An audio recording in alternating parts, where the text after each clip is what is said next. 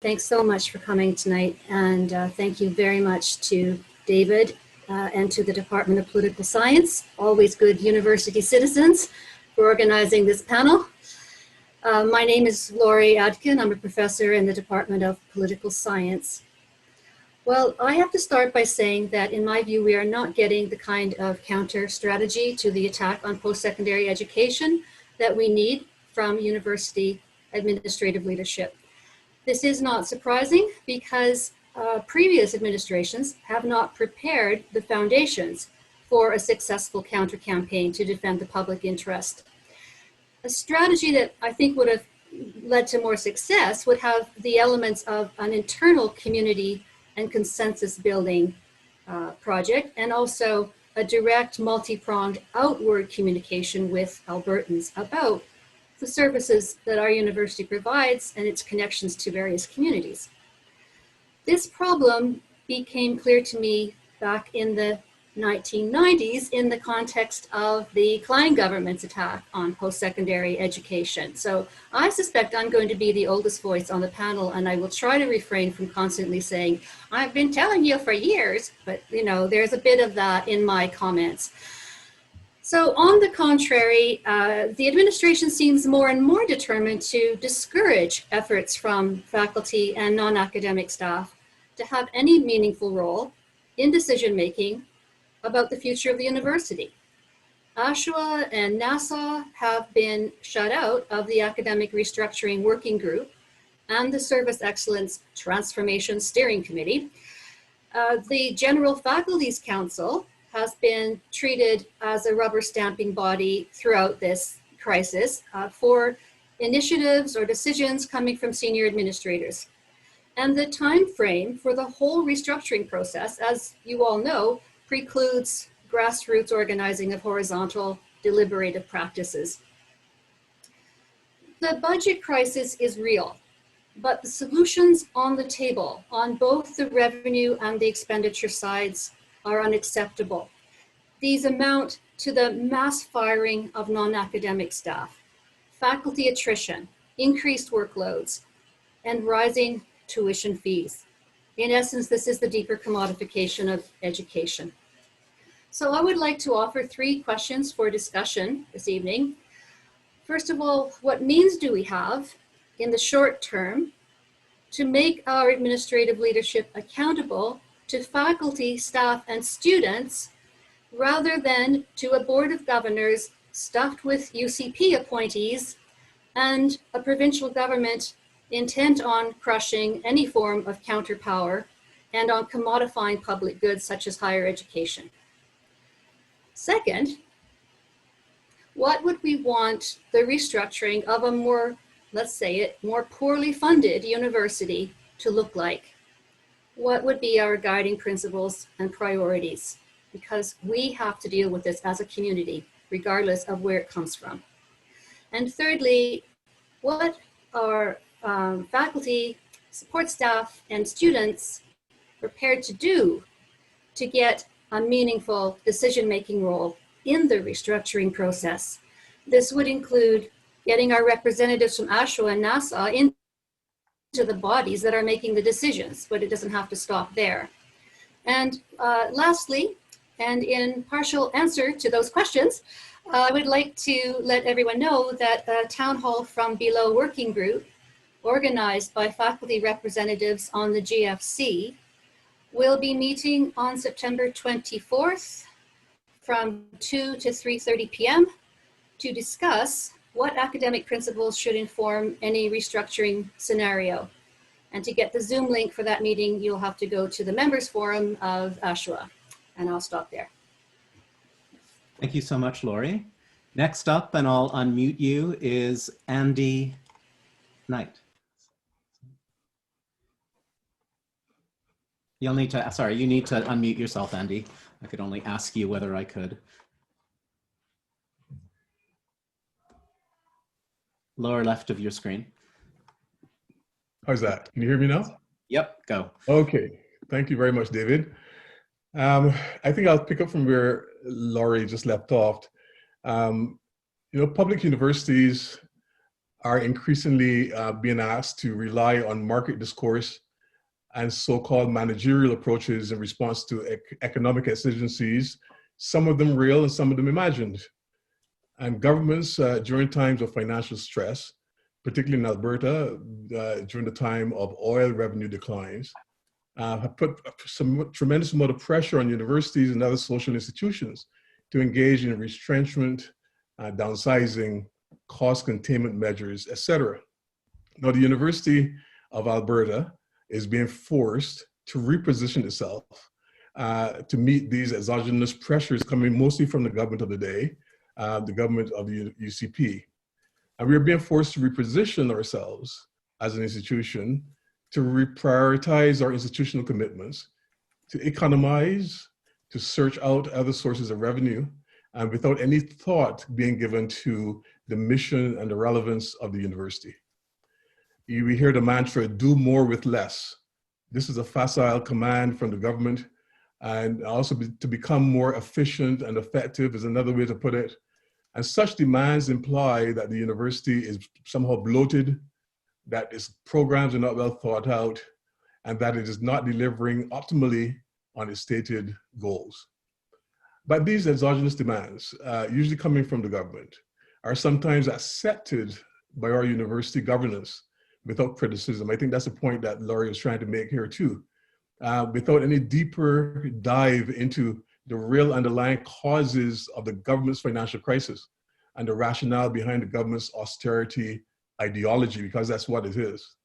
And instead of standing outside prevailing understandings of how the government arrived at its position, unfortunately, too many times, our university governing bodies and the leadership simply roll over and play dead. Or they foist onto us, the academic faculty, or onto the support staff, an urgent repositioning and restructuring plan, which consumes the time and energy of staff and pulls them away from the real work that they're supposed to be doing, that is teaching, research, service to the university and to the broader community. And we, the pawns of this whole game, are now being asked both by our governing bodies and by the political masters of the day. We are not asking the deeper and more troubling questions about why our institution is perpetually victims of this boom and bust cycle that our province happens to be in, about why our political leadership is so bereft of ideas, about why there is so much waste within government, about why there is an anti-intellectual sentiment being expressed by some politicians who are in power today, and how retrenchment and realignment could alter the very mission of the university, and that is to serve the public good. Are we asking the critical questions about how our university's leadership response to the exogenous demands are undertaken? How are retrenchment decisions being arrived at? How or what will the impact of those decisions have on our faculty, our staff, on our students? Will this budget discipline and cost containment measure lead to tuition fee increases, to larger class sizes, to reduction in teaching and research support, to reduction in support staff? We are subject to increasing levels of legislative intervention in the university's educational and policy planning. And each level of intervention has resulted over the years in reducing the university's autonomy and in placing enormous stress on our governing bodies. We are basically retrenchment driven, victims of a broader political and economic shift, of the reluctance of governments to diversify the economy or to tax people increasingly as a means of dealing with the straining social services that we face in health, in education, in public transportation, etc. How many times have we been reminded that of the over-reliance on oil and gas can lead to perpetual linear economic thinking and induce the Dutch disease? The political short-sightedness of successive conservative governments in this province, their lack of foresight and creative thinking, that may be part of the problem. And academics have a duty and a responsibility to point that out.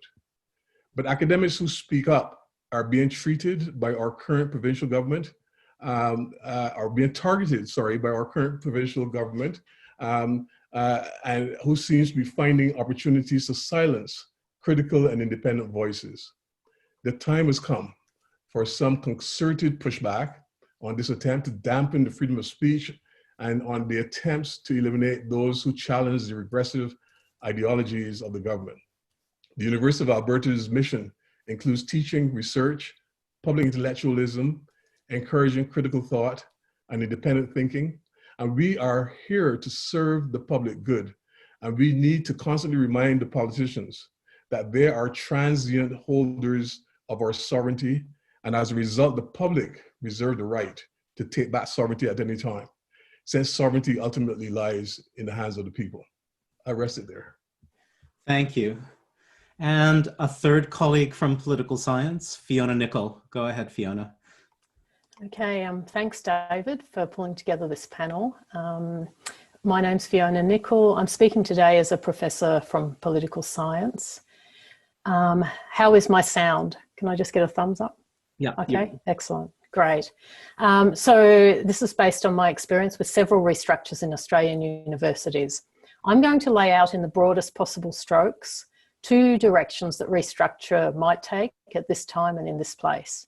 The first follows the well-trodden path of creative destruction, beloved by neoliberal governments, and the second carves a new pathway, guided in part by the emerging interdiscipline of research creation, and I want to nod to the work of Natalie Lovelace in disseminating this approach to knowledge in our Faculty of Arts. If you're here, Natalie, and if you're not, you'll see how this has been suggestive. So, creative destruction, what does that mean? It means persisting with 2 tiers of academic labour.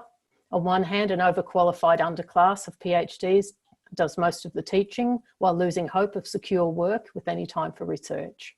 On the other hand, a tenured faculty who will be sorted into 2 categories: the hyper-productive research superstars who teach rarely and only then on their terms, and a larger group of teaching-intensive professors who are terrorised by new and likely opaque systems of research evaluations and targeted for early retirement. Marketing absorbs much of the university's resources to build a global brand that is resistant, if not hostile, to internal criticism or feedback. Untrained academic leaders, guided by private consultants, try to make decisions to recreate the university along the lines of an economically viable business as government contributions shrink. Indigenous initiatives and equity, diversity and inclusion labour continue to fall on the shoulders of members of racialised and other minority groups. They work a double shift for a university which requires them to educate others while embellishing its brand. When faculty coming from places of privilege contribute to transformative knowledge projects, we sometimes, are celebrated as doing external service or community engagement rather than research proper. Evaluation mechanisms will measure student and staff quality through big data analytics, and remote teaching delivery and working from home at our own expense will become normalised. Resources, intellectual, material and physical, are rapidly burned to fuel an intergenerational political project that seeks to create economic prosperity while minimising, if not denying, catastrophic climate change. That's one path. Another path, research creation as a mission of the university. I believe that will require the retention of the PhD qualification and collegial governance to navigate the course of the university through these truly unprecedented times. It may require tenure to be replaced by job security for all staff, including administrators, and evaluation to be tied to the successful development and completion of peer-reviewed projects in teaching and research, both pure and applied. A universal guaranteed basic income is in place to encourage movement in and out of and between universities. This saves time and resources otherwise dedicated to intensive staff surveillance and evaluation mechanisms within highly competitive institutions, and which are also brands. Excellence will be measured against the values of the public good and research quality according to whatsoever is true. Online platforms developed for staff and students are made transparent, and they're shaped by ongoing participation of humans, not by abstracted data bodies. Expensive, opaque and biased AI systems designed to evaluate and rank our work are decommissioned. Equity, diversity and inclusion and Indigenous knowledge are no longer treated as short-term projects requiring a patchwork of external and internal grant for support. Instead, they're at the centre of the university's research and teaching purpose. Alberta's role in national, global and local food and energy security is unbound from a zero-sum politics which opportunistically pits environmental protections and Indigenous sovereignties against the prosperity of a construction of ordinary folk.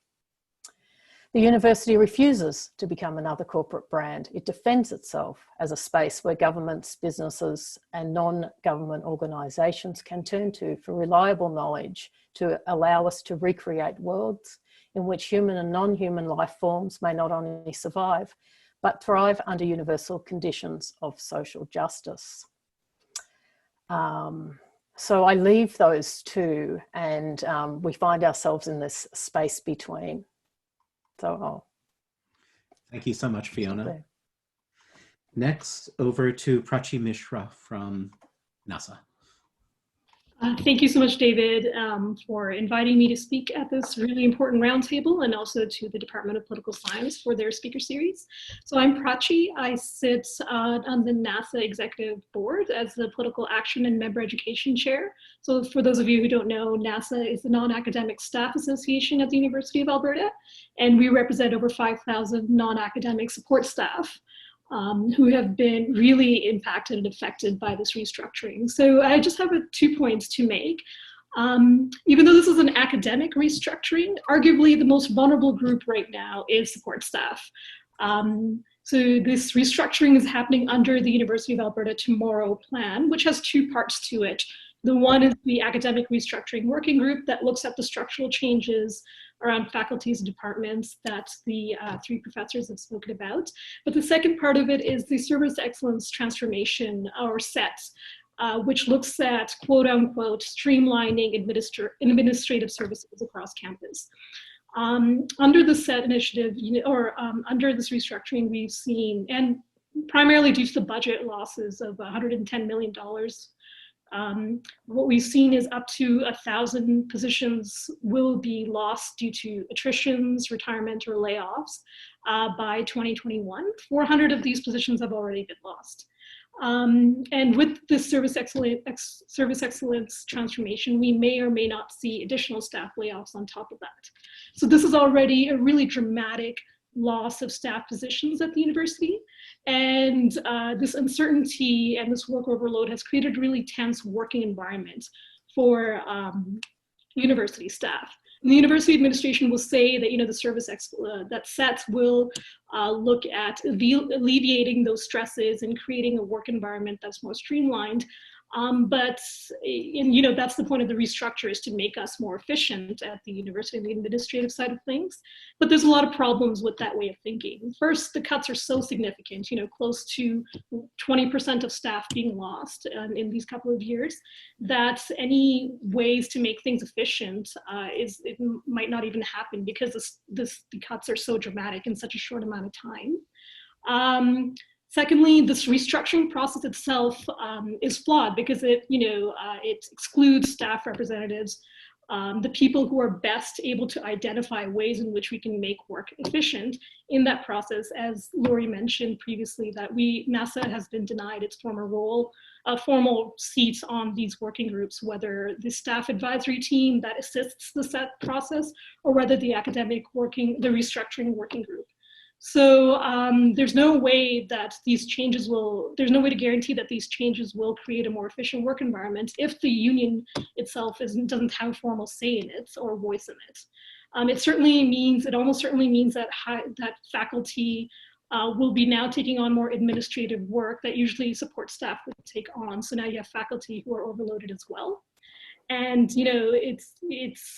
there have been administrations in the past who have tried to make things quote unquote more efficient, at the university, and yet this administration is so determined that they will magically make it right in such a short amount of time. They intend to have a proposal by the end of December. So you kind of have to take it with a grain of salt that things will suddenly become more efficient with all these cuts. So that's one main concern, is obviously the very tangible thing of staff losses. A second thing that we have to consider is that unions are being undermined in this process, in this restructuring that Laurie referenced to earlier. So NASA is the legally recognized union of over 5,000 staff at the University of Alberta. We not only have the right, we have a legal responsibility to speak for our members, especially as something as important as this restructuring. But we're being denied those rights in this process. You know, as the restructuring powers ahead, it overrides our ability to voice any of our concerns and speak for our members. There is a staff advisory group that's been put together to help with the set process, but there's no formal union seat that's on there, nor are we invited to help select the staff who will be then selected to be on this team. So, and additionally, this group will meet once a month before the final proposal that's going to happen in December. So they'll meet maybe once or twice to assist on a proposal that, quite frankly, is probably already set. The university administration already knows what they want to do with this restructuring, and this staff advisory team is like a rubber stamp, as Laurie mentioned earlier with GFC. So with this denial of our formal seat on either the staff advisory team or the academic restructuring working group, what it's saying to us is this is not done by accident. This is an intentional decision to not have us on there. And this restructuring process can only happen this quickly if there is no resistance to it. And unions, they know, the powers that be know that we will speak up if we see something that we find concerning, because we have that obligation to speak for our members' interests and our rights. So that's why we are not being included in that, because we would pose resistance or pose some hiccups to a process that they want to have done very quickly, a very large process in a very small amount of time, because those are the marching orders that have been set to them with all this really immense budget loss.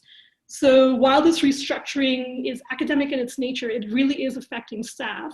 And its undemocratic processes not only extend to this academic restructuring, it really also extends to the relationship that working people at this university have with its administration, and also sets this precedent on university unions and what kind of limits they would have to struggle with when worse comes to worse. So, you know, what we are going to see, this is not only setting a precedent for us as a union, because, you know, if we're being shut down now, we could be shut down in the future, but also other unions across universities in Canada, and I'll leave that there.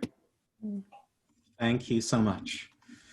Next to last is Sourayan Mookerjea from the Department of Sociology. Thanks, David, and thanks to the Department of Political Science for organizing. As everybody said, this is a very important discussion for us to be having at this time. Yes, I am Sourayan Mookerjea from the Department of Sociology. Many of our colleagues and students are concerned that the reorganization underway, together with the government's new funding conditions, will result in the loss of their jobs, the erosion of our university's teaching and research capacity, and therefore its reputation. In my remarks today, I'm going to take a longer view, but I do want to say one thing about the immediate present. The speed with which changes are now being pursued offends all of our traditional norms of democratic process. And so it seems to many that the bomb has already been dropped. It's now falling, and all that's left for collegial governance is a mere sandbagging operation. I will leave to others to comment on what kinds of agency the university community can pull from our existing governance system. But EDI issues bear on this very strongly, and the convenient cynicism that will now say that there is no point in doing anything is as predictable as it is problematic. The erosion of our trust in the administration, which now seems complete, has been decades in the making, not only as a consequence of trends in administration, but also because of the complicity of such cynicism. The breakdown of our trust and professionalism here only mirrors this loss now almost everywhere else as well. In my remarks today, I will speak briefly to the broader context of our situation. And the main point that I wish to make is this. This moment in history that we find ourselves in is one of great danger, both with regard to our university and, of course, the world at large. There's no getting around this. Yet this present that we find ourselves in is also highly indeterminate. It is a situation in which ideas, research, and teaching matter like never before. In short, the main point that I wish to make is something you all know and understand very well. You know very well that the research and teaching you do is crucially valuable to the world. Why the broad spectrum diversity of research and teaching we do collectively at this university is very important. Why the time we spend with our students face to face is important. And why all we do here at the university is ultimately worth far more than the dollar value of the budget that funds all of this. You all know, even if the government of our day does not understand this, that Alberta at this moment simply has no future unless there is massive investment in our universities. Moreover, the majority of the public also understands this. And the politics of reorganization begins here. Our current economic crisis is neither without historical precedent nor unexpected. The Canadian economic historian Harold A. Innes called such a crisis a Staples trap and noted their recurrence. Innes argued that the Canadian economy has been repeatedly caught in a Staples trap because the private sector thrives exuberantly on one specific export commodity to such an extent that all private sector investment clusters around that stable commodity. Beaver pelts, codfish, square timber, copper, uranium, wheat, and in the 20th century, both hydroelectric and fossil fuel energy. When the market for that staple commodity declines, Canadian society goes into crisis. Each time, historically, it has been government public investment that has pulled Canada out of a staples trap. For decades, we have been told by administrators and governments that we need to adjust ourselves to ever declining public funding and find sources of revenue in the private sector. Meanwhile, the collapse of the price of oil has revealed starkly that neither the private sector, nor governments, nor our administrators have a plan B. There has never been a plan B in Alberta. Where is the rich and flourishing ecosystem of startups, entrepreneurial hubs, and networks that would entice private finance to flood in? The limited extent to which this exists is actively being driven away. Apart from a handful of research labs here and there, why would the private sector suddenly rush to invest in the U of A, especially after it's been decimated by this budget cut? Why would they invest here instead of California or Germany or in universities in China and India, which have been receiving increasing public funding while ours has declined? Why would the corporate sector invest in Alberta rather than in technologies that would reduce their wage bill? This paralysis of the private sector, however, is not just an Alberta problem, but a global one. Worldwide, corporations are making too much easy money playing the casino economy to invest in anything that might uplift the whole people.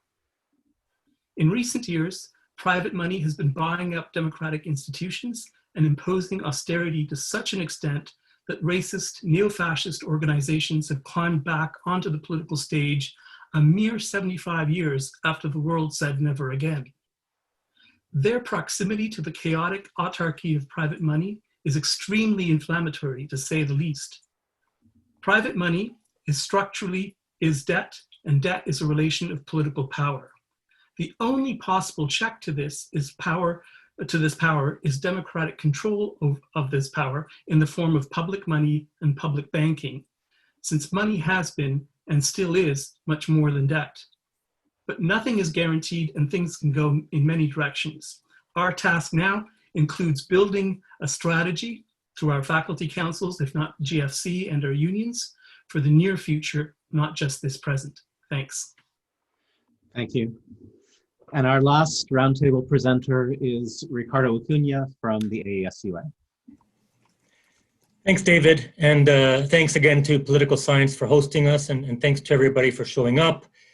In moments when our voices have been locked out from official circles of influence and official input, discussions like this become more critically important than ever before. So I'm really thrilled that this space exists for us to have this conversation. The joys of going last in a panel of 5 very articulate and intelligent people before me makes it reach the point where my long list of things to talk about has all but disappeared while I listen to everybody else. So I'm going to pull on a couple of strings here that other folks have spoken about. And in particular, I really want to dig into this notion that we have been excluded from any significant input and participation in these processes. And by we, I mean 2 manifestations of we. I mean our manifestation as individuals at the university, and I mean our collective manifestation within our unions of AASUA and NASA. And we've seen this from the very beginning, like from the moment that the ARWG, the Restructure Working Group, and the SET were announced. These bodies were filled with high-level leadership from administration, both of them. You could almost draw a direct comparison from the makeup of those 2 bodies in the U of A's Sunshine List, right? There was almost nobody on there that wasn't on the Sunshine List to give an indication of where these folks were placed in the system. When they opened up the thought exchanges and the town halls, the feedback became very clear from the masses, as it were, that this wasn't acceptable. So the university very quickly pivoted on this exclusion and announced the creation of something called the Staff Advisory Team, by which staff would all of a sudden get a voice at the table. Except that this Staff Advisory Team was not a matter of nomination and being voted up by staff. It was a matter of putting your name forward and then having the same people in leadership positions at the top handpick who they deemed worthy to participate in this process.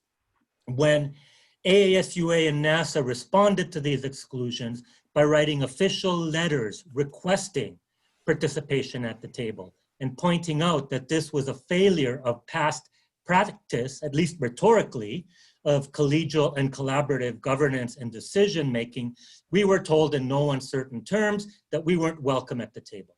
Instead, what we were offered were blind assurances, PowerPoint slides without any information on them other than very pretty colors. And we were told that we were being consulted in various ways, having the town halls characterized as consultation, having the thought exchange process characterized as consultation, and having virtually the same PowerPoint slide presentation to both NASA executive and AASUA executive defined as consultation, which was absolutely unacceptable. At the same time, GFC is being kept on a need-to-know basis. We've heard from media, we've heard from various leaks that there have been anywhere from 9 to 12 different scenarios being considered right now by those who are leading this process. GFC is going to get a whittled down 3 scenarios that I can guarantee you there will be very little difference between. And at the same time, we're not being shown the data, the numbers, the rationale, the consultants' recommendations leading to those scenarios. It's all a blank. So all of this, I think, is symptomatic of 2 larger movements going on right now. The first is the absolute complete collapse of collaborative decision-making and collegial governance at the university, and it's on purpose to increasingly treat GFC as a rubber stamp. And the second is union busting 101. If you exclude unions from participating in the process, provide roundabouts for people to participate with surveys or to talk directly to leadership, you are telling workers that their unions are useless and they don't need them. That's union busting 101. It's what the university is engaged in right now. And it's both of these, collegial governance and union busting, are especially concerning given that the Alberta government's review of post-secondary lists governance reform as one of its mandates, and the Alberta government has just passed Bill 32, which is a master class in union busting. So they're operating hand in hand on those 2 fronts, and I will stop there for now. Thank you. Thank you, Ricardo. So thanks to all 6 of you for those really provocative and engaging presentations. I thought we could, as a next step, just invite you to speak to each other. So feel free, all 6 of you, to unmute, to question one another, push back at one another, build on one another, and let's just see how long this goes. And before too long, we'll go over to the 127 people who are taking part in this call. But does anyone want to come in further in response to others or to build on what you said already? I wouldn't mind coming in to ask Ricardo a question, because at the head of the AASUA, I think you are in a position to speak forcefully on this and the exclusion of the what you call union busting, and the exclusion of the ordinary faculty and support staff from this process. I'm very concerned about that, because I think we're given the impression, almost in all the documents that we see coming from the university administration, that this is a very inclusive process, and that this is an attempt to bring people in. And it reminds me of the mantra of our founding president of the university, when he talked about lifting up the whole people. And yet still not all the people are being lifted up. I mean, I think at this particular crucial moment in our time, when we're living in this sort of George Floyd moment, we should be spending our energies and time more on issues of equity, diversity, and inclusion than on restructuring the academic process and structures. And yet still, you know, we don't have a lot of time for that. Right now, we're in the process of working with a number of Black faculty members on campus. The first time we've ever collectively met together was this summer. And we're approaching the president, the dean of the Faculty of Arts, of course, first, and then now the new president, who wasn't able to meet with us yesterday because of an injury. But we're going to still meet with him at some point soon.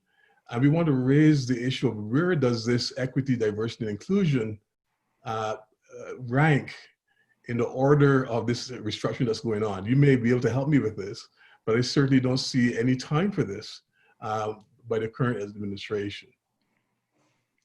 I mean, it's among many other things, Andy, this notion that what we're leading with here, and this is a special concern to the academy, is that what we're leading here with is the notions of cost efficiency.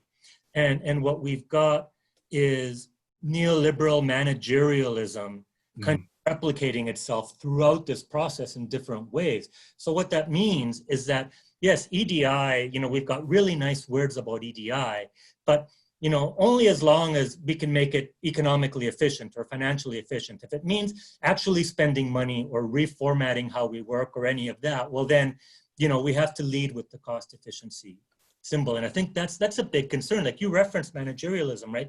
Here's what we've got. We've got this elite group of administrative leadership at the university, right? Getting recommendations from an elite corporate consultant whose experience screams managerialism all over the place. We've heard about the Australian example. They've been all over the UK, right? This is who they are. They're managerialists. They're cost cutters, right?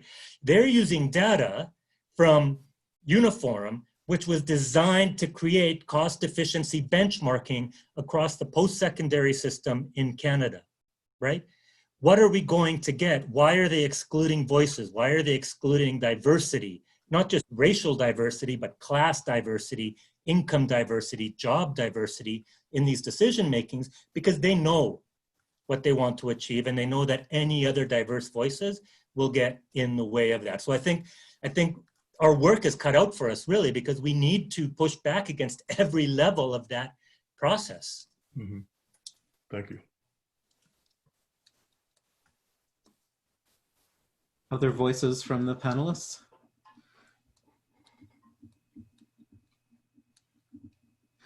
I guess from is my mic off? Yep. No, you yeah. Okay, so I guess from Australia, sadly, this is very familiar, and sadly, the experience of secrecy, which is part of the university as a corporation, part of the university operating as a brand. So it's, you know, I'm really shocked to hear the details of it.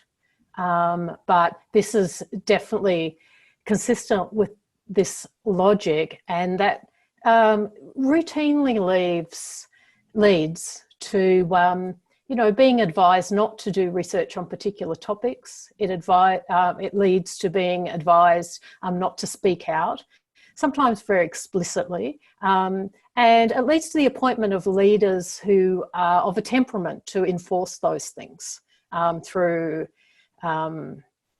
sometimes explicit threats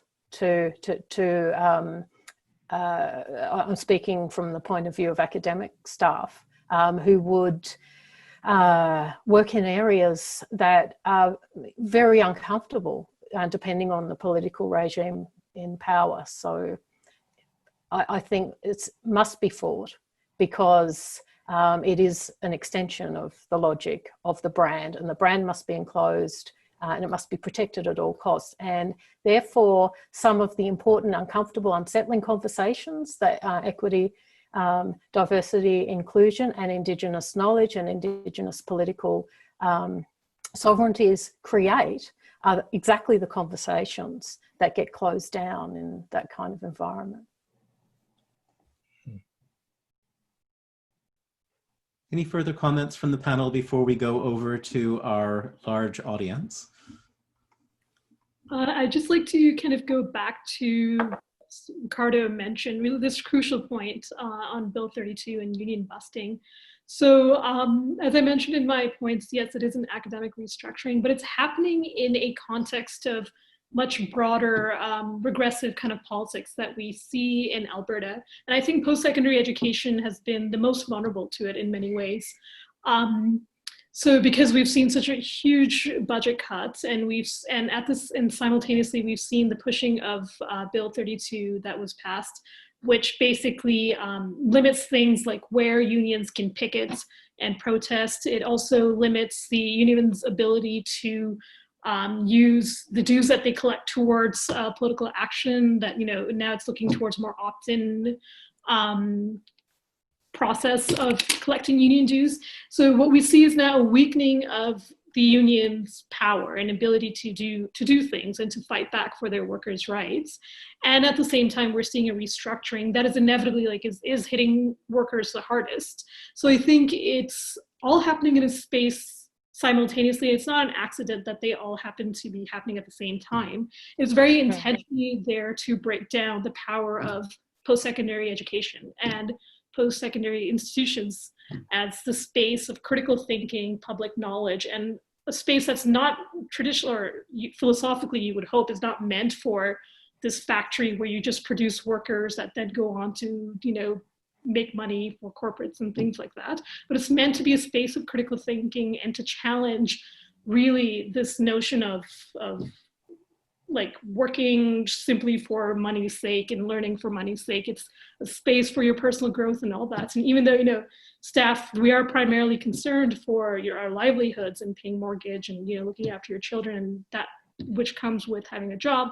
But we work at the university because we believe in supporting students. We believe in the independence of research. We believe in the importance that post-secondary education has in society.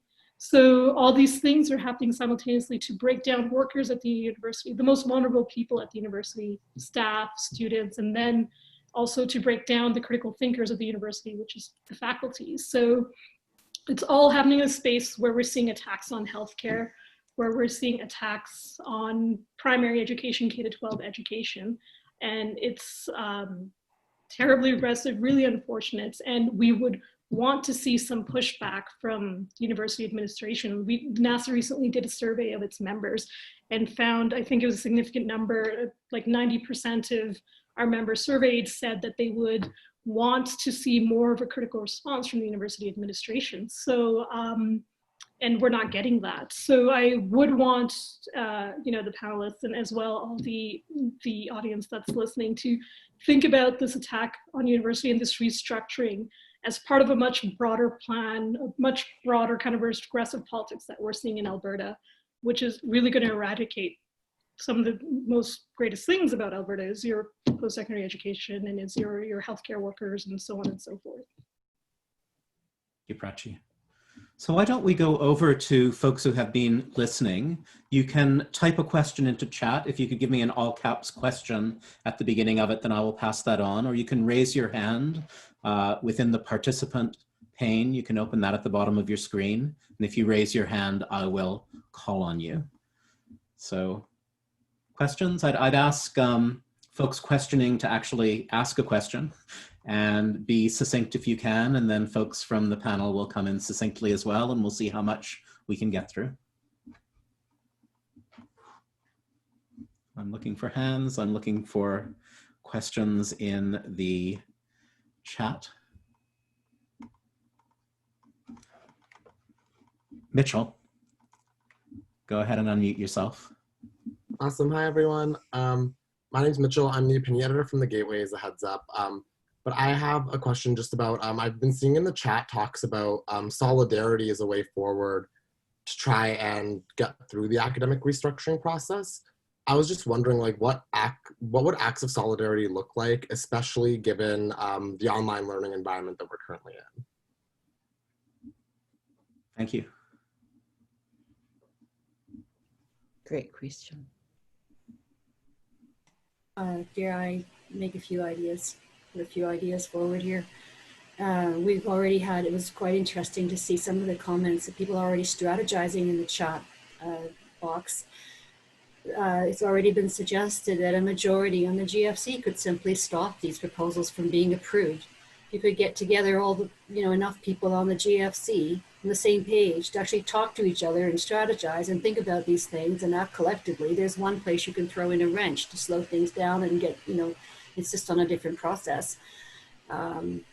There's this group that's meeting to talk about principles. It's another place to go to try to, bring together faculty to strategize. There are things we could consider doing to back our own unions in their demand to get positions on the decision-making bodies. But all of these things require collective action. They require the work and the time, the energy to mobilize, 4,000 academic staff, I'm just giving you a rough number, and educate them about what's happening. And it's not impossible, but it's really difficult in the context of everything else we're dealing with simultaneously. And I mean, none of this is accidental. I mean, these processes are always, Sourayan used the metaphor of dropping a bomb, I mean, what happens when someone drops a bomb? Everybody runs for cover in different directions, right? So, I mean, right now we need desperately to organize that collective action. We need to figure out if we have any resources to do it. Thank you, Laurie. Other comments from the panel? One thing I will just say, which I omitted to say when I invited questions, is we're recording this Zoom conversation and it will be posted online. So if you choose to speak up, then you are consenting to be included in that recording. And there are 126 people, 127 people on this call, which may include reporters and others reading the chat and taking part. So welcome to all, but I wanted folks to be aware of that as they carried on. Go ahead, Andy.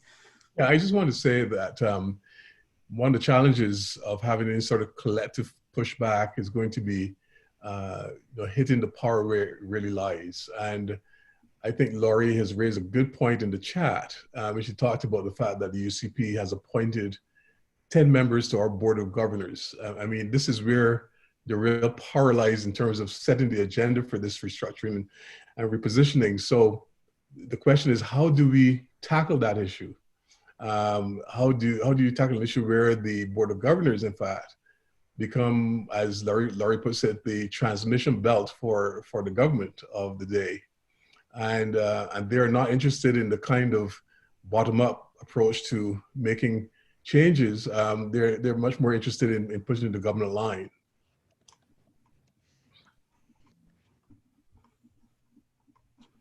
I can also add a comment on here about, so when we see communication from the university administration around sets and the restructuring working group and so on, the communication it doesn't give you a sense of the devastation that's happening. It's on the on the contrary, it's one that's very positive and uplifting.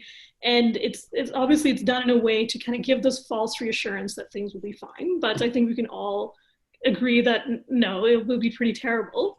So what we'll have to do is to find this common united front from those who are being affected by it, which is the staff, the students, which I know we haven't touched upon yet, but definitely are facing increasing tuition increases, and then the stress of the pandemic and so forth. So students and then faculty as well, serving as a united front to do that resistance to this restructuring, because the university administration is not going to give any resistance from the provincial government. They have their marching orders and they're going to go forth with it. And this idea of like, we will come out of this stronger with these budget cuts, we'll do better. In fact, it invites even further cuts. And we are going to see further cuts from in PSC. So the most recent annual report from the advanced education ministers reported that another 20% cuts to provincial grants by the end of 2022 or 2023, one of those. So we are going to see further cuts, and it's going to result in more job losses and further devastation to research and more tuition increases for students. So we're not going to get the pushback from the university administration. So we need to talk about where that pushback we're going to get. And we are going to get that if we stand as a united front from students, staff, and faculty. And one point I'd want to make that Ricardo mentioned earlier is that when they came up with the SET initiative, there was a lot of pushback about why isn't their staff included on this? And then they quickly came back to this alternative of the staff advisory team, which of course is a very limited kind of solution that they've provided. But the fact was that they felt that pushback enough that they felt they had to respond with something. So I think the more we voice our concerns, the more pushback we give them, and the more we see their communication as what it is, a facade, not real, and definitely not reassuring, then they'll certainly feel the heat from us as a united front, and they'll have to change their tunes or have to change something at the very least. So let me share a few questions from the chat, and then I'll go over to Pete, whose hand is up. A couple of questions for you, Fiona. I'll just give them both to you at once, and you can take them in whatever order you like. One is building off Laurie's point, what means do we have? How do we get to the research creation option that you described? And then also another question for you. You came from Australia. Restructuring here is being modeled on what happened in Australia, and the company that is advising the U of A admin is based in Australia. Any ideas about what we can do that wasn't done there? So do you want to come in, Fiona? You may need to unmute.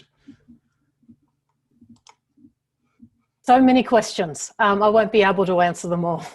And I think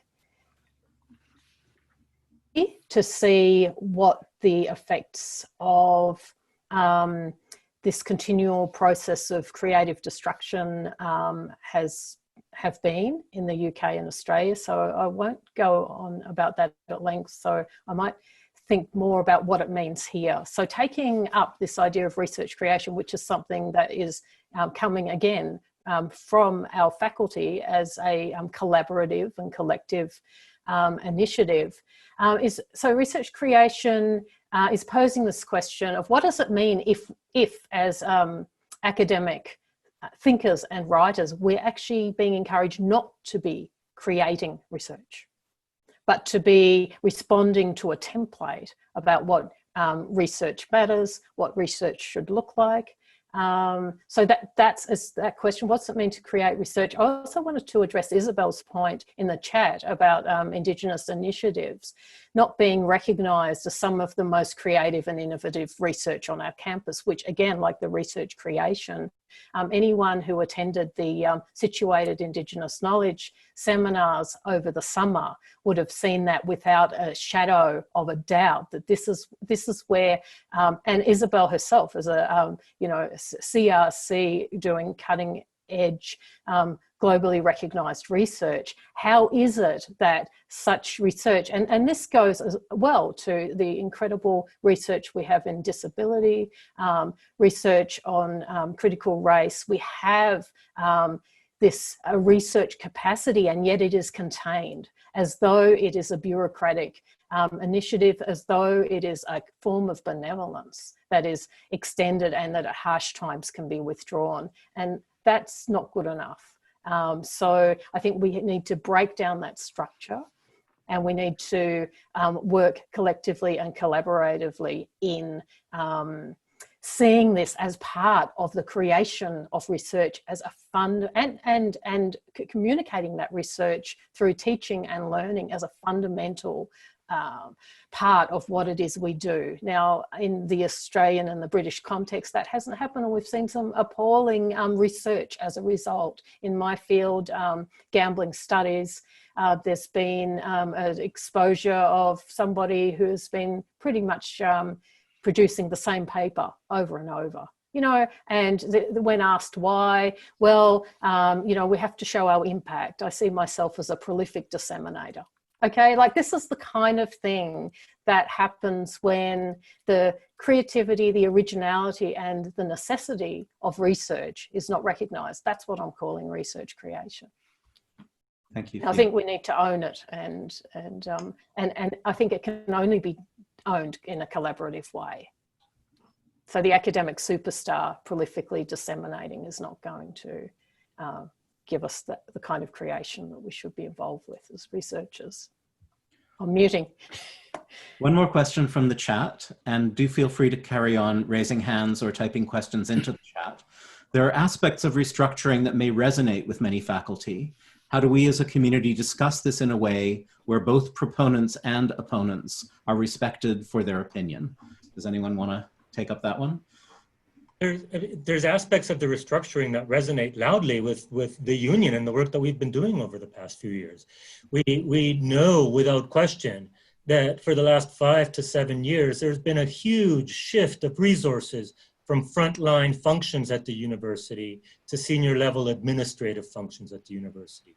The lead slide in the restructuring has identified that and the need to reverse that. We don't disagree with that, right? So I think there's absolutely things in there that are salvageable. The concern for us is that without the baseline information and without seeing what data they're working from, we can't posit alternatives. We can't see what in there works and what doesn't work. And I think that's our biggest frustration. That's why together with NASA, we actually tried to FOIP the data that they're using and the recommendations that they're getting from Mouse Group, right? We haven't had a response yet, but that's because without the information, we can't actually see and address with our members things in there that might be positive for us and things that aren't positive for us, right?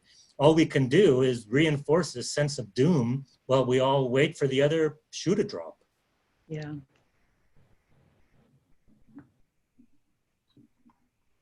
Oh, over to Pete, who has a hand up.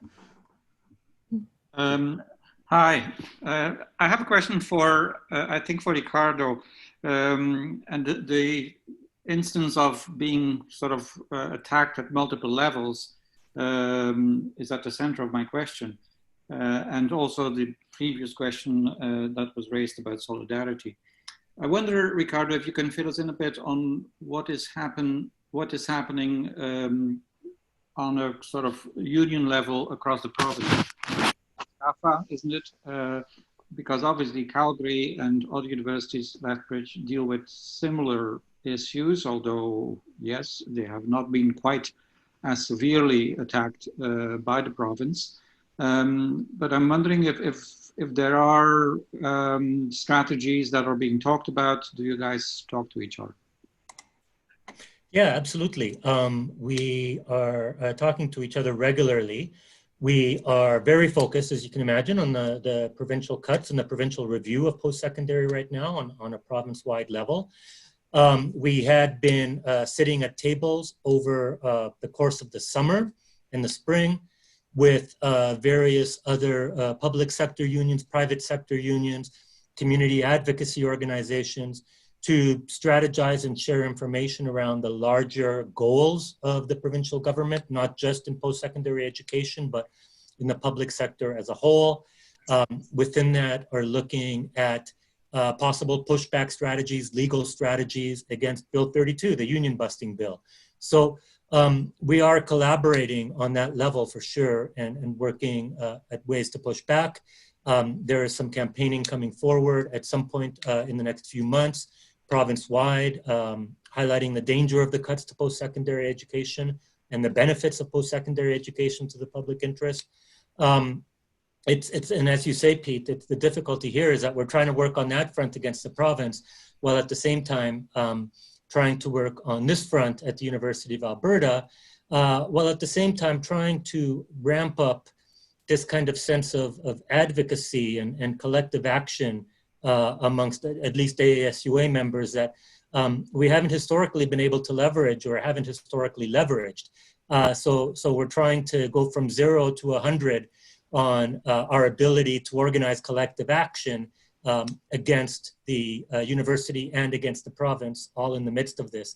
And it's challenging time. So, you know, I've sent out a few messages now encouraging folks to organize on their own, to have conversations, to organize actions. Let us know, and we can amplify, we can find ways to support, because if you're waiting for these to come down from the top, our recent past history shows that we haven't been that effective at being able to rally members from the top down. So organize from the bottom up and invite us along, and we'll amplify and support in whatever way we can.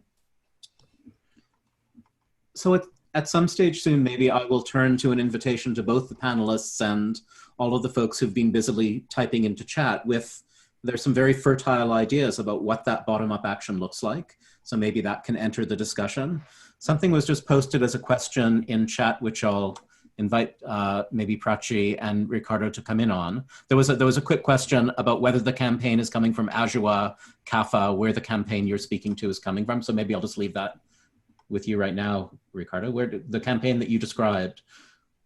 It's actually coming through joint advocacy between CAFA, between the Post-Secondary Task Force at Public Interest Alberta, which includes some of the other unions involved in post-secondary education across the province, and some of the student groups as well. Mm. And so the question that I was going to read out for anyone who wants to come in, but it's addressed in particular to NASA and AASUA, what are the unions doing to organize their members so that there is credible capacity to mount majority strikes? So, Ricardo, maybe I can start with this one. What I will say is the government, the cuts to post-secondary is incredibly insidious, but also incredibly smart in how insidious and awful it's been. Because when these layoffs were announced at the University of Alberta, NASA put forward a request that, please halt these layoffs during a time of a pandemic, which was denied. So you could be staff members sitting at home with your family working and then getting a notice that you're out of a job. So that sort of tangible, this grief and this suddenness of it has really dampened this union's ability to do even more. Not to say that we aren't trying, we're definitely doing as much as we can, but it's really, you have the pandemic on one side, and then you're also trying to keep your head above water when it comes with all these level of cuts that we haven't seen before. So it's definitely, and then on top of that, union busting. So we're being attacked on multiple fronts. But I will say that what we are doing a lot is we're collaborating a lot with other unions on campus. So working with AASUA to release joint statements, joint letters about our concerns about what's going on with restructuring. We're doing a lot of sort of like internal mobilization with our members. So we do regular lunch and learns, and we meet and kind of do education on different topics that are happening. So Bill 32, or even like a letter writing workshop that we've done before, just to build on that skill on advocacy and learning about that. And as well, we're collaborating further out with groups off campus as well. So as Ricardo mentioned, working with the Post-Secondary Task Force at Public Interest Alberta, which includes lots of unions and students groups and faculty groups across Alberta. So those are the three ways in which we're doing that.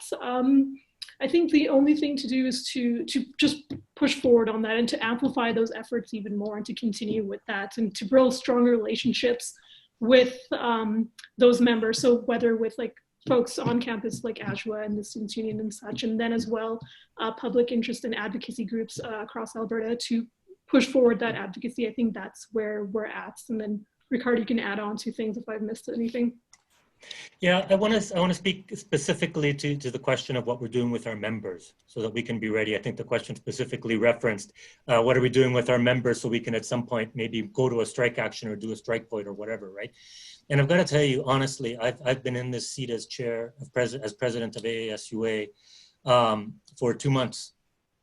And honestly, I'd be afraid if I were called upon to issue a strike vote to our membership today, not because I don't think our membership would go, but quite honestly, because I don't know. And I think that's the biggest challenge right now. And that's the starting point for us, is trying to figure out exactly where our members are at, what they're thinking, what's on their minds, what would actually get them out to a picket line, what would actually get them to take job action. So what we're doing right now to mobilize their members is starting from point zero and actually starting to talk to members in whatever capacity and venue is possible, so we can hear where they're at, so we can answer questions about what we're seeing, what we're hearing, and find out from them what they're seeing and what they're hearing, and just open up those lines of communications. I think that's the very, very first step.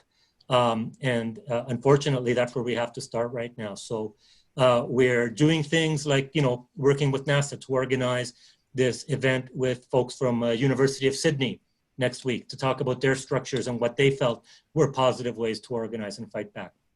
Promoting events like this one to the membership, to try and have the membership come out and engage in these conversations so we can get a sense of where people are at and how we can actually mobilize them and move them and what the interest level is, quite frankly, right? The table officers at AASUA are starting a Coffee with the Table Officers series, where we're inviting members to just drop into a Zoom chat we're setting up and tell us what's on your minds and what's getting you angry and what you're willing to do and what you're seeing virtually in your departments or your places, right? This type of action is incredibly difficult at the best of times.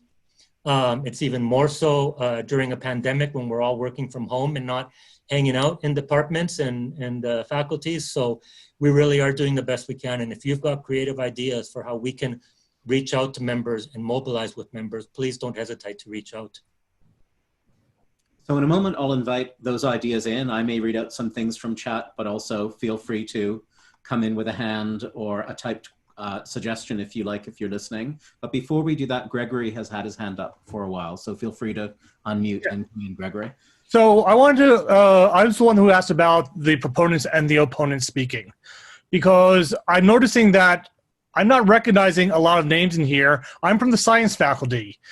I'm going to guess that the number of faculties represented on this phone call is relatively limited. And that's part of the issue is I think we don't have a lot of good communication across the faculty. And sometimes I think we don't have a lot of trust across some of the faculty.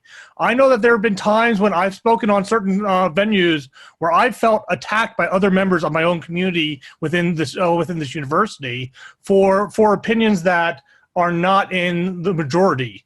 And even though I support almost everything that's going on in here, I will also sometimes view it with my scientific eyes, and that makes me a little bit of an outsider to some political discussions.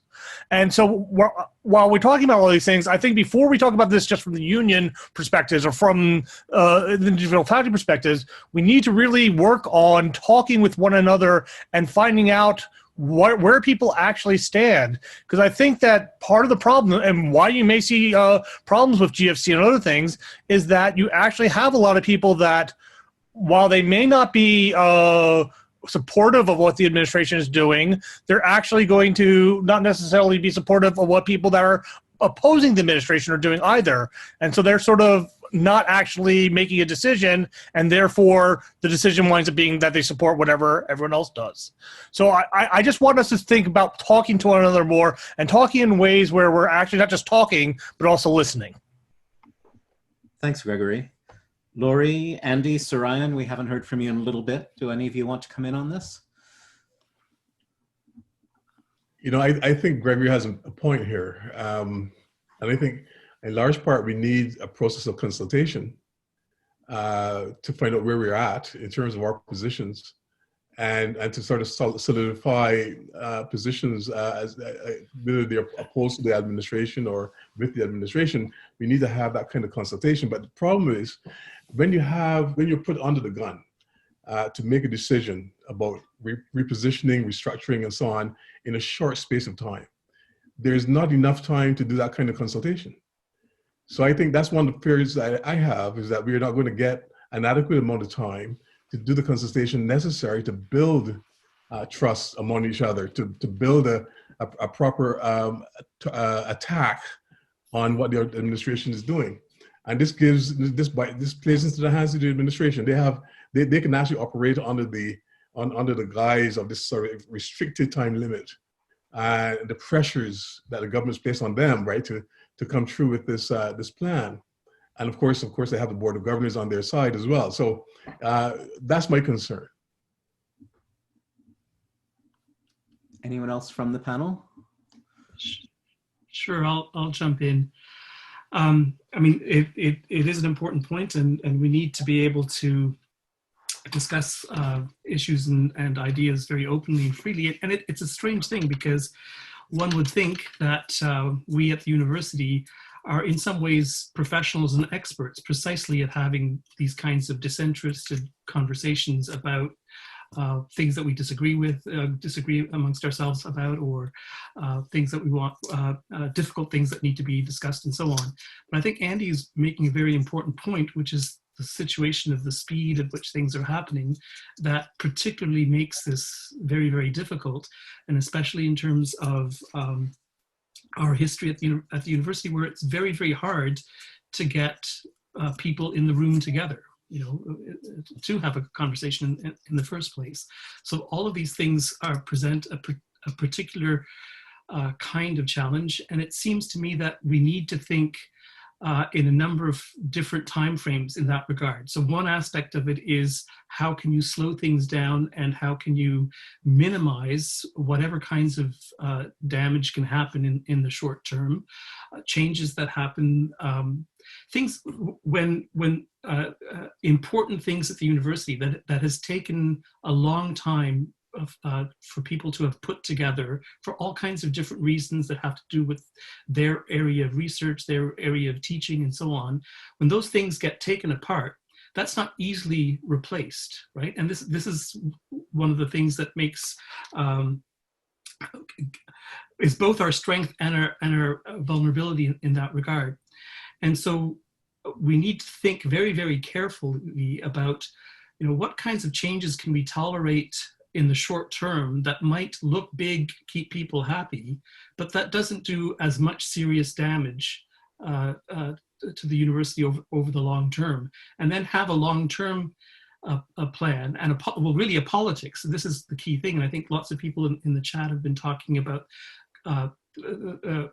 discussing the issues, but how is it that we can work together with a number of different constituencies and publics in this province who are all being attacked and bashed in various kinds of ways, right? So I think that's all what I'll say for now, so other people can speak. Just really quickly want to articulate, based on a discussion going on in the chat right now, around this question of people being uncomfortable with the union. And we know there are lots of people on campus that are uncomfortable with the unions, right?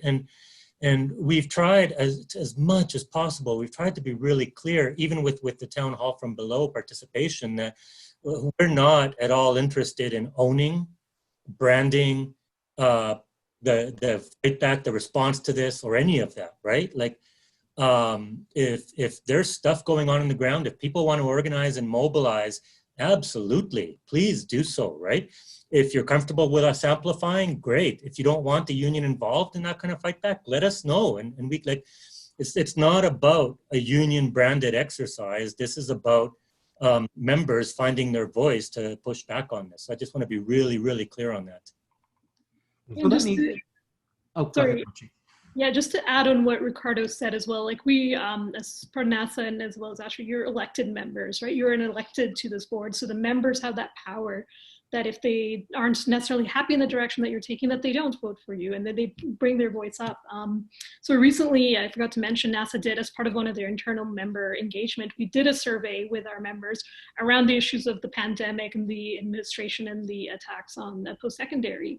And over 1,000 people responded. And, we found really strong numbers saying that 85% of the people who did the survey disagreed with the ways that the provincial government was doing with the post-secondary education.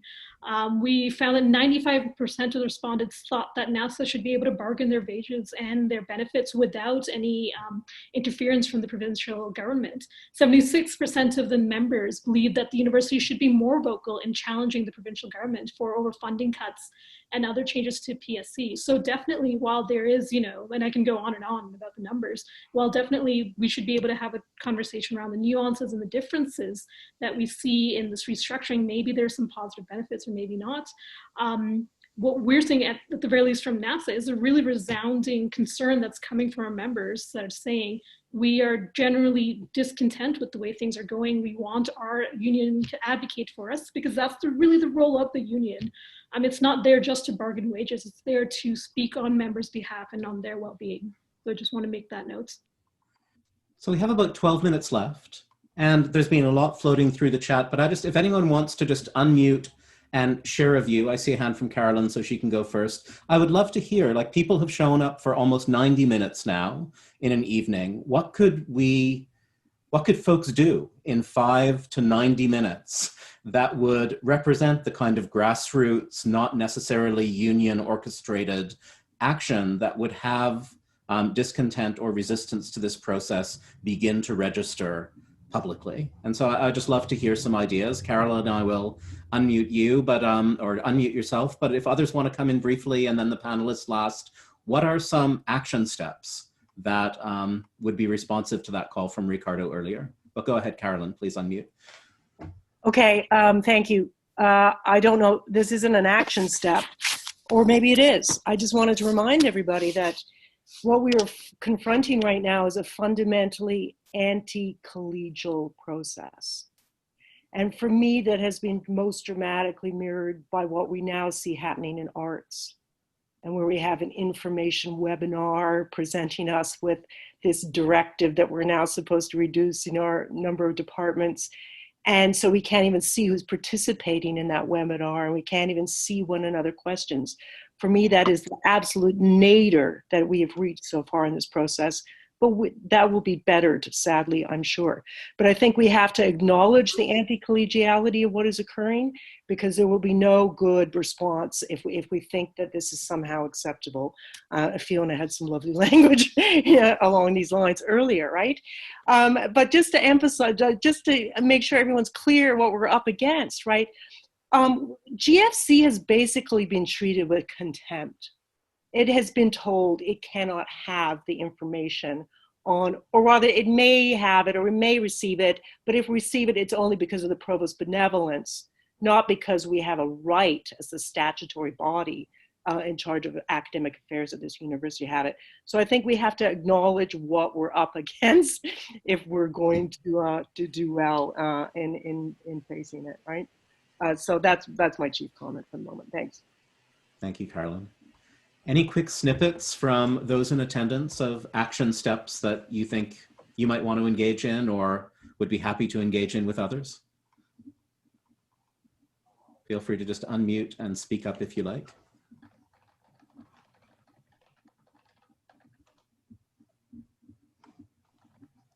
I see Dee with a hand up.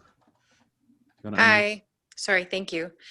I'm just wondering if it's the GFC, if I'm understanding this right, if the GFC members can get a majority and say, no, we don't accept any of these choices that you're presenting, then can we have a list published of who the GFC are so that we can have NASHA and AASUA share that list out and ask its members to email each one of these people a blanket statement saying, we don't want this without our involvement. We're 10,000 strong between the two. And yes, let's get the union, the student union, both the undergrad and grad.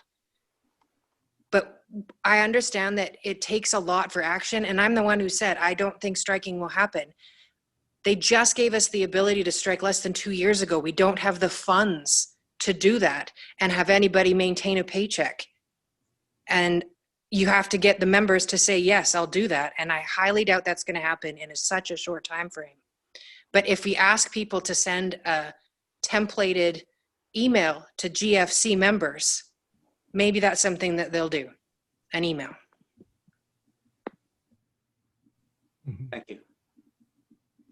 Yeah, I think that's an excellent way to get your voice heard. I would also be in favor of having joint actions with the Students' Union, NASA, AASUA, and other faculty members as well, and other stakeholders at the university to do some sort of joint action together. So having a Zoom call, some Zoom protest, or even though it is times of pandemic, which makes it tricky, but having our feet on the ground and protesting as well, right, with what's going on. So the actions, the resistance is what we make it. So as far as we want to go with it. So, and it's going to happen with that joint action. So that's another thing as well, a joint action of some form, whether through Zoom or whether even just on the ground protest. If I could just jump in for a minute. Sorry, it's Laurie who's losing her voice because this is like her 8th hour of Zoom today. And I went outside to get some air, and what did I get? Smoke. Thank you, Exxon. Anyway, so I just wanted to say, go back to the point I've made in the chat, which is I think that realistically, given the short time frame we have, the only organizations with the resources to mobilize something are the 2 unions and the student organizations. And it's really critical that they work together. I'm glad to hear that some of that's happening. What I suggested was maybe we use the group that's already been created, the Town Hall from Below group for AASUA at least, to put together some kind of a draft statement of basic principles. What is our bottom line here? What would it take to get us to, participate in this process at all? And maybe a statement, going back to some of Fiona's points about the second path. What is our vision? What is our vision? What is our set of alternatives? What would we do? I mean, say that we had to make the decision of cutting $200 million. What would we do? Let's think about that, because we're not making that go away until we make the UCP go away. So we have to have something to come back with. We need counter proposals. And so if we could put together some kind of a statement, and even if it's just high level principles, and then the way to get that out, in the short time that we have, is to get all the reps from NASA and AASUA, the council members, to go out to their constituencies and put on a full effort to get people to come to a forum, which they can do online. So, we can do that, to talk about and decide whether we want to adopt this statement or change the statement, or, I don't know, somebody can come up with a better process for going through the steps that might be easier to work with than just having one giant Zoom meeting, but something that gives us something to stand on and mobilize around, and that can be done within a matter of weeks, because that's all we have. And as I said, I just don't see how we can organize something unless, especially NASA and AASUA, take on the role of at least offering to hold a joint forum and, and host it and help to promote it. Because and that is also one way of, crossing over some of these boundaries and these walls between the faculties that, Gregory, yes, mentioned. This is a long-standing problem, and this is where I'm going to do I've been here for 30 years spiel, but some of us have been trying to cross these boundaries and build these bridges for a really long time, and it's really hard. It's not something you do for a week and then go away. You have to do it all the time. And the previous AASUAs have not done it, and so, as Ricardo says, starting from zero. And we don't really have the mechanisms to do this. It's something else to think about for the medium term and the long term. We have brilliant ideas here about the medium term and the long term, but right now we also have to deal with the short term, where we're just going to get steamrolled right over. Thank you, Laurie. I'll turn to, I'll ask a few voices from the panel if people want to come in briefly, but I'll just say, having watched all of the ferment in the chat, I think that on the one hand, there's the kind of coalescence that Laurie was talking about, but what, for me, a missing piece that could perhaps be responded to by NASA, AASUA, and other bodies is, what are the small commitment openings to public communication that could be enabled if a list of GSC members' emails was sent out, if a hashtag was sent out for Twitter action, if there was a place where people could go on an afternoon for a socially distanced demonstration. I haven't actually seen any of those invitations except through the formal mechanisms that are being offered to us by the official process. So I'm curious about what very low investment toeholds for action could be offered by these bodies that then would allow people to pick them up at their own pace, perhaps in quite small ways, but that would make visible to government, to administration, to a public, that people are upset, people care, people are pissed off, because that is not actually very visible or legible at the moment. So any last words from the panel in just the next 1 or 2 minutes? Feel free. Just really quickly for me, just a couple of plugs coming out of the various conversations here. In the last week, I've had outreach from AASUA counselors in science, asking about organizing an event for members in science. I've had an outreach from arts about organizing a session for members in arts to have these conversations, to start talking about these things. So reach out to your AASUA counselors and request these kinds of meetings, and we can start some of this organizing drive. And yeah, open to ideas and suggestions.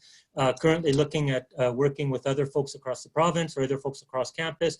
Ideas like Twitter storms, ideas like a day where everybody phones the Board of Governors reps to pressure them, those kind of things, right? Absolutely, let's get creative, open to any of that.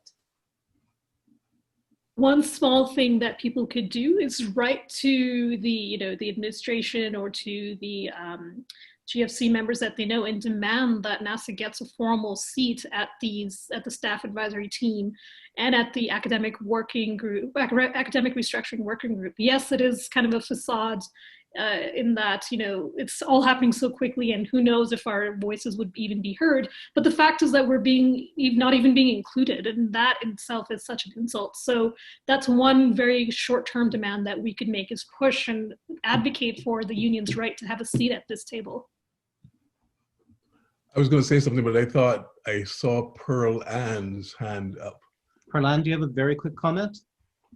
Feel free to unmute. Empower the students by teaching them that this is a public university and what it stands for, because they are idealists and they are, I think, a great force here that could be unleashed, and they're looking for ways to participate too. Thank you, Pearl Ann. So I want to observe the 8 o'clock stop time. So thank you so much to our 6 panelists. Thanks to all of you for attending. There are 2 events coming up that have to do with this restructuring process. Monday the 21st at 4:30, Lessons from Down Under, Restructuring at the University of Sydney.